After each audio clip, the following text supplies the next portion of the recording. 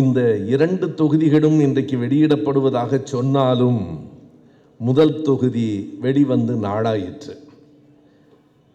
முதல் தொகுதியை நான் படித்து முடித்த பிறகு அதை எனக்கு சொல்லாமல் இருக்க முடியவில்லை என்பதால் அன்பகத்தில் முதல் தொகுதியை பற்றி மட்டும் 1.25 மணி நேரம் அந்த நூல் வெளியிடப்படுவதற்கு முன்பே பேசிவிட்டேன். அது கொஞ்சம் அதிக பிரசங்கித்தனம்தான். ஆனாலும் அண்ணன் திருநாவுக்கரசு அவர்களிடத்தில் அனுமதி பெற்று ஒரு தொகுதியை பற்றி 1 மணி நேரத்திற்கு மேலாக பேசினேன் என்று நான் சொல்லுவது இப்போது 2வது தொகுதியை பற்றி இன்னும் 1 மணி நேரம் பேசுவேன் என்கிற அச்சுறுத்தல் இல்லை. அதற்கு உரிய இடம் இது இல்லை என்பதை நான் அறிவேன். எனக்கு பின்னால் 3 பெரியவர்களும் பேச இருக்கிற காரணத்தால் ஒரு 10 நிமிடங்களில் மிகச் சுருக்கமாக 2 செய்திகளை முன்வைக்கிறேன். ஒன்று, ஒரு புத்தகத்தில் எவ்வளவு பெரிய செய்திகள் அடங்கியிருக்கின்றன என்பது. இன்னொன்று, இவ்வளவு பெரிய வரலாற்று ஆய்வில் எப்படி சின்ன சின்ன செய்திகளும் நம்மை சிந்திக்க வைக்கின்றன என்பது. 2ஐயும் சேர்த்து சொல்ல வேண்டும். ஏறத்தாழ 600 பக்கங்கள் இருக்கிற இந்த புத்தகத்தில் 7 பக்கங்களை மட்டும் எடுத்துக்கொண்டு பேசுகிறேன். எனக்கு அருள்மொழி பேச வருகிற போதே கொஞ்சம் பயம். நான் குறித்து வைத்திருக்கிறதையெல்லாம் பேசிவிட்டு போய்விடுவாரோ என்று. அவ்வளவு பெரிய ஆபத்து நடக்கவில்லை என்றாலும் ஓரிரு விபத்து நடந்து விட்டது. உண்மையாக அவர் இந்திராணியை பற்றி சொல்லி என்னுடைய அக்காவின் பெயர் என்றார். மஞ்சுடாபாய் பற்றி அவர் பேசினார். மஞ்சுடாபாயை மணந்து கொண்டது ஐயா வைசு சண்முகம் அவர்கள் என்று சொன்னார். அவர் என் அண்ணியினுடைய தாத்தா. ஆக மொத்தம் ஒரு குடும்ப கட்சி தான் இது. எதிரிகள் சொல்வதில் பிழையே இல்லை. தலைமுறையாக நாங்கள் குடும்ப கட்சி தானப்பா. குடும்பமும் கொள்கையும் ஒன்றாயிருப்பதால் இது குடும்ப கட்சி, வேறொன்றும் அல்ல. நல்லது.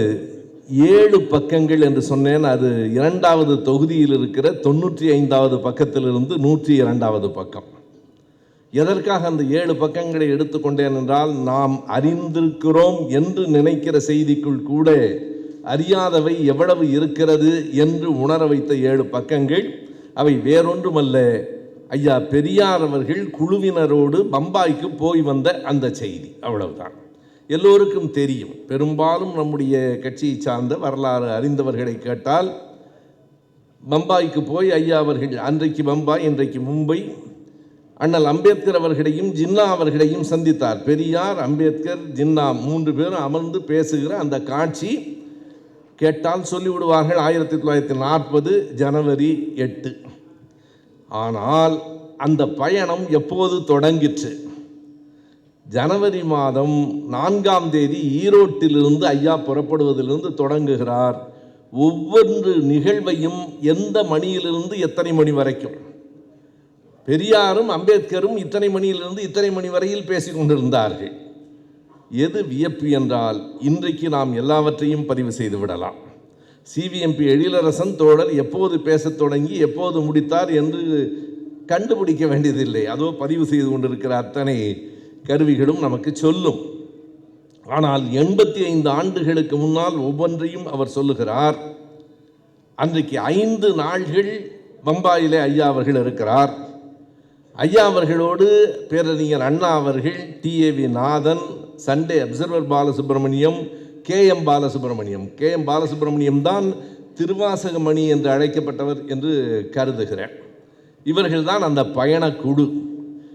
என்ன செய்தி என்றால், ஐயா பெரியார் அவர்கள் புறப்படுகிற போது அவரை வழி அனுப்பியவர்கள் யார் யார் என்றால், தொடர்பே இல்லாமல் இருக்கிறது, ராஜாசர் முத்தையா செட்டியார். புதுக்கோட்டை சமஸ்தானத்தினுடைய திவானாக இருந்த கலிஃபுல்லா 1941 47 வரைக்கும் புதுக்கோட்டையிலே திவானாக இருந்த கலிஃபுல்லா. இவர்கள் எல்லோரும் வழி அனுப்புகிறார்கள். பம்பாயிலே போய் இறங்கினால் வரவேற்க பெருங்கூட்டம் காத்திருக்கிறது ஐயா பெரியார் அவர்களை. எல்லோரும் பெரியார் பேட்ஜ் அணிந்திருக்கிறார்கள். பெரியார் பேட்ஜ் அணிந்து அவரை அழைத்து செல்லுகிற வழியெல்லாம் தமிழ் முழக்கங்கள் கேட்கின்றன. பம்பாயில் குறித்து கொள்ளுங்கள், பம்பாயில் தமிழ் முழக்கங்கள் கேட்கின்றன. ஐயாவை அழைத்து செல்லுகிறார்கள்.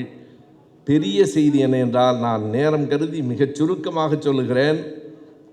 ஐயா பெரியார், அண்ணல் அம்பேத்கர், ஜின்னா 3 பேரும் எது குறித்து பேசினார்கள் என்றால் மிகச் சரியாக எல்லோரும் தவறான விடை சொல்லுவார்கள்.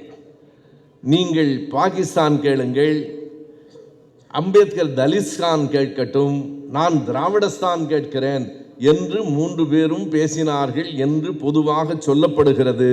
அண்ணன் திருநாவுக்கரசு அவர்கள் ஆதாரத்தோடு எடுத்து சொல்லியிருக்கிறார். அப்படிப்பட்ட பேச்சு எதுவும் அங்கு நடக்கவில்லை. ஏனென்றால் பாகிஸ்தான் கோரிக்கையை ஜின்னா வைத்ததே 1940 ஜனவரி 23. இவர்கள் சந்தித்தது ஜனவரி 8. அந்த கோரிக்கை வருவதற்கு 15 நாட்களுக்கு முன்பே இவர்கள் சந்தித்து விட்டார்கள். அப்படி எதுவும் நடக்கவில்லை. இப்படி பெரிய செய்திகள் இருக்கின்றன. கடைசியாக ஒன்றுக்கு வருகிறேன். அதற்கு முன்பு ஒரு சின்ன செய்தி படித்த போது எனக்கு ஐயம் வந்தது. அருள்மொழி பேசுகிற நேரத்தில் எனக்கு சந்தேகம் வந்தால் அண்ணனிடத்தில் கேட்பேன் என்றார். எனக்கும் அப்படி ஆசிரியர்கள் உண்டு. ஆசிரியரை அடிக்கடி தொல்லை செய்வதில்லை, 2 பேரை அடிக்கடி தொல்லை செய்வேன். எனக்கு ஆசிரியர்கள் உண்டு. ஒருவர் அண்ணன் திருநாவுக்கரசு, அவர் கூட அல்ல, அடிக்கடி நான் தொல்லை செய்வது கவிஞர் கலி பூங்குன்றனை. அவர் எனக்கு ஒரு ஆசிரியர் என்று தான் இப்போதும் கருதுகிறேன். எதை கேட்டாலும் சொல்லுவார். கேட்க வேண்டும். என்ன என்றால், ஈரோட்டிலிருந்து ஜனவரி 4ஆம் தேதி பெரியார் புறப்பட்டு வருகிற போது அவரோடு 2 பேர் வந்தார்கள். ஒருவர் அன்றைய மொழியில் ஒருவர் தோழர் CN அண்ணாதுரை, இன்னொருவர் TPS பொன்னப்பா. TPS பொன்னப்பா யார் என்று இதுவரையில் நான் கேள்விப்பட்டதில்லை.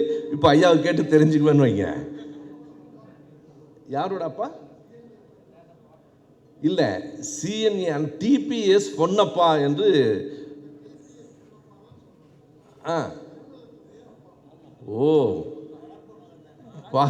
அதாவது தெரிந்த செய்திகளை சொல்லுவது மட்டும் புத்தகம் இல்லை, தெரிந்து கொள்ள வேண்டிய செய்திகளை தேட வைப்பதும் ஒரு புத்தகத்தினுடைய அடிப்படை.